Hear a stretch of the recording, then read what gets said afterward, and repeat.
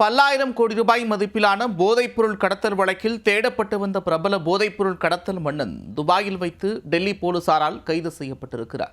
வெளிநாடுகளில் பதுங்கி சர்வதேச அளவில் போதைப்பொருள் சப்ளை செய்து வந்த குற்றவாளியின் பகீர் பின்னணி என்ன?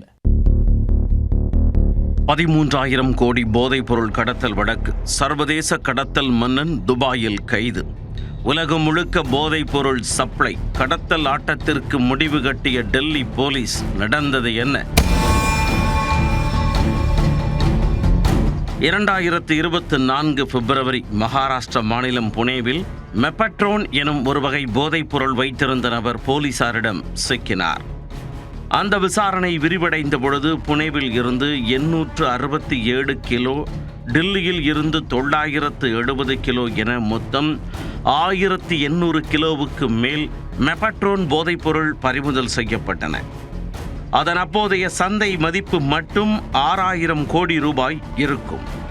சர்வதேச போதைப்பொருள் கடத்தல் கும்பல் வாயிலாக அது இந்திய நாட்டிற்குள் கடத்தி வரப்பட்டதும் டெல்லி சரோஜினி நகரில் வசித்து வந்த வீரு என்றழைக்கப்படும் 50 வயதான வீரேந்திர சிங் பசோயா என்பவர் அதை இயக்கி வந்ததும் கண்டுபிடிக்கப்பட்டது. துபாயில் இருந்து கடத்தி வரப்பட்ட வெளிநாட்டு சிகரெட்டுகளை விற்பனை செய்ய தொடங்கியதன் மூலம் போதைப்பொருள் கடத்தல் பிசினஸில் நுழைந்தவர் வீரேந்திர சிங் பசோயா. பல்வேறு கடத்தல் வழக்குகளில் சிக்கி ஒரு கட்டத்தில் வெளிநாடுகளில் பதுங்கியவர் அங்கிருந்தே சர்வதேச அளவில் போதைப் பொருளை சப்ளையை விரிவுபடுத்தி வந்தார்.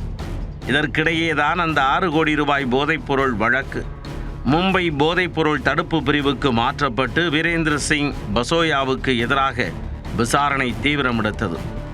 அதில் பல திடுக்கிடும் தகவல்களும் வெளிவந்தன.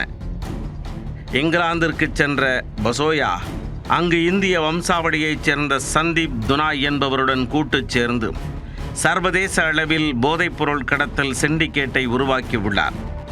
மற்றொரு ரூட்டாக தென் அமெரிக்காவில் இருந்து துபாய் வழியாக இந்தியாவிற்குள் கொக்கைன் உள்ளிட்ட போதைப் பொருட்கள் கொண்டு வரப்பட்டு மருத்துவ ரசாயனங்கள் என்ற பெயரில் பல்வேறு நிறுவனங்கள் மூலம் கடத்தி வந்துள்ளார்.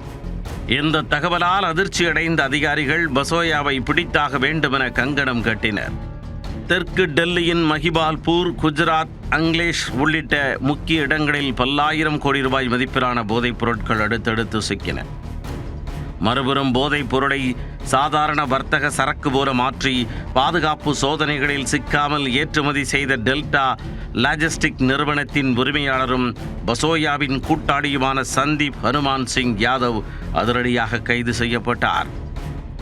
ஆனால் தொடர்ந்து பசோயா தலைமறைவாகவே இருக்க சர்வதேச போலீஸ் அமைப்பான இன்டர்போல் உதவியை போதைப்பொருள் தடுப்பு பிரிவு அதிகாரிகள் நாடியிருந்தனர். பசோயாவின் மகன் ரிஷப் பசோயாவுக்கு எதிராக ரெட் கார்னர் நோட்டீஸும் பிறப்பிக்கப்பட்டது. இதற்கிடையே தான் ஆபரேஷன் குளோபல் ஹண்ட் விஸ்வரூபம் எடுத்தது. துபாய், கனடா, ஐரோப்பா உள்ளிட்ட நாடுகளில் பதுங்கிக் கொண்டு இந்தியாவிற்குள் போதைப் பொருளை கடத்தும் 100 சர்வதேச கும்பல்களையும் அவற்றின் தலைவர்களையும் அடையாளம் கண்டுபிடித்து நம் நாட்டிற்கு அழைத்து வருவதே ஆபரேஷன் குளோபல் ஹண்ட் திட்டத்தின் நோக்கம். இதன் முதல் பெரிய வெற்றியாக மும்பை தாதா தாவூத் இப்ராஹிமின் நெருங்கிய கூட்டாளி முகமது சலீம் டோலா துருக்கியில் இருந்து கொண்டு வரப்பட்டார்.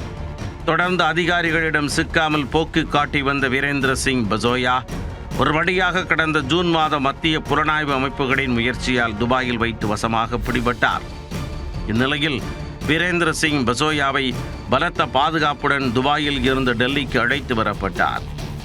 அவரை NCB அமைப்பினர் கைது செய்து விசாரணை மேற்கொண்டு வருகின்றனர். விசாரணையின் முடிவில் பசோயாவுடன் கூட்டு வைத்திருந்த பல கடத்தல் குருவிகளும் சிக்கும் என எதிர்பார்க்கப்படுகிறது.